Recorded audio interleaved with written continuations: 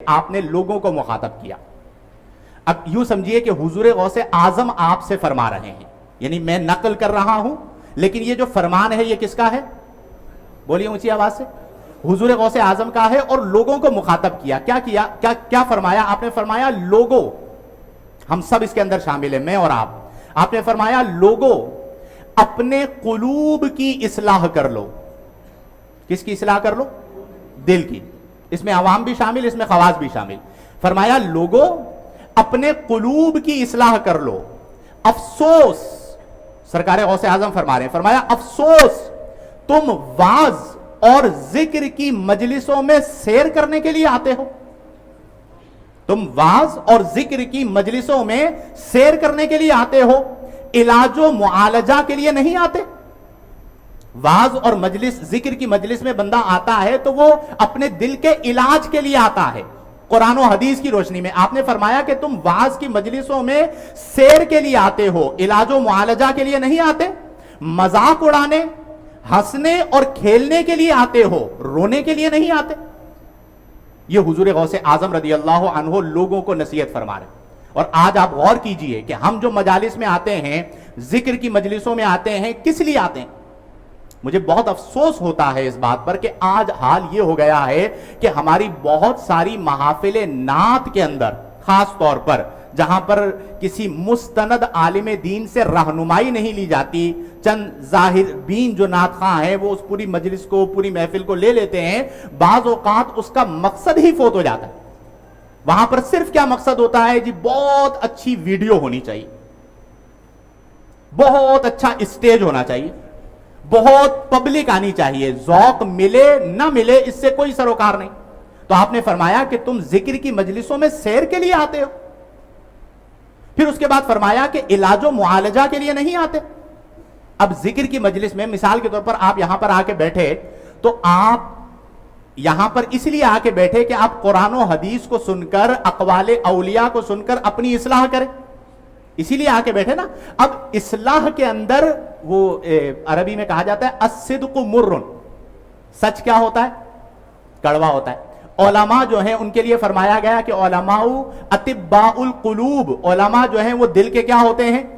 لیکن آج ہمارا حال یہ ہو گیا کہ ہمارے خلاف مزاج کوئی عالم برحق حق بات بیان کر دیں تو ہمارے ماتھے پر شکن آ جاتی ہے، ہم اس کے مخالف ہو جاتے ہیں، ہم اس کے خلاف پوری ایک مہم چلا دیتے ہیں.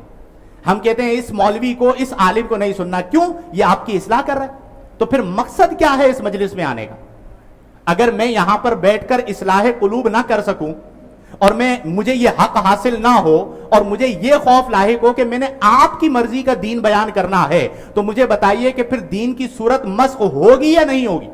اور آج بہت ساری جگہوں پر یہ ہوا. تو آپ نے اس پر اصلاح فرمائی کہ لوگوں تم مجلسوں میں آؤ، واعظ و نصیحت کی مجلسوں میں آؤ تو علاج و معالجہ کے لیے آؤ. اسی طرح آپ نے فرمایا ایک اور موقع پر کہ لوگوں، یہ حضور غوث اعظم فرما رہے ہیں، کیا فرمایا؟ فرمایا لوگوں تمہارے اندر نفاق بڑھ گیا ہے. کیا بڑھ گیا؟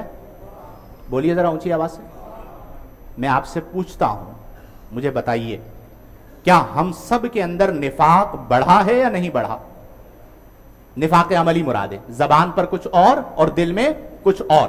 یا دل میں بغض و عناد رکھنا، زبان اور دل کا ساتھ نہ ہونا. اور یہ پورے معاشرے میں اس وقت سرائیت کر چکا ہے، ہر طبقے کے اندر سرائیت کر چکا ہے. تو آپ نے فرمایا لوگوں تمہارے اندر نفاق بڑھ گیا ہے اور اخلاص کم ہو گیا ہے، خلوص کم ہو گیا ہے. فرمایا اقوال بڑھ گئے ہیں، باتیں بڑی بڑی ہو گئی ہیں، بڑے اقوال ہو گئے ہیں، اور اعمال کم ہو گئے ہیں. فرمایا اور جس میں نفاق بڑھ جائے، اب ڈر جانے والی بات ہے، آپ نے فرمایا جس میں نفاق بڑھ جائے، اخلاص کم ہو جائے تو وہ بندے قرب حق کے راستے سے بھٹک جاتے ہیں. اللہ اکبر، اللہ اکبر. اب آپ سوچئے کہ ہم تو دین میں آئے، دین کے قریب آئے اللہ کا قرب پانے کے لیے. اب کسی نے ہمارے دل میں نفاق ڈال دیا اپنے مسلمان بھائی کے خلاف، اپنے رشتہ دار کے خلاف، اپنے پڑوسی کے خلاف. اب ہم آئے تھے قرب کے لیے، لیکن وہ جو نفاق دل میں ہے حضور غوث اعظم فرما رہے ہیں کہ جس دل میں نفاق آ جائے وہ قرب حق کے راستے سے بھٹک جاتا ہے. تو کم از کم حضور غوث اعظم سے ہم سب پیار کرتے ہیں تو آپ کے اقوال کو ہم اپنائیں. ایک اور قول آپ نے فرمایا بندے, لوگوں کو مخاطب فرمایا بندے تو شوق اور اشتیاق سے اللہ کو یاد کر. کس کو یاد کر؟ اب کمال جملے آپ نے فرمایا تو شوق اور اشتیاق سے اللہ کو یاد کر, وہ تجھے یعنی اللہ تعالیٰ تجھے تقرب اور وصال سے یاد کرے گا.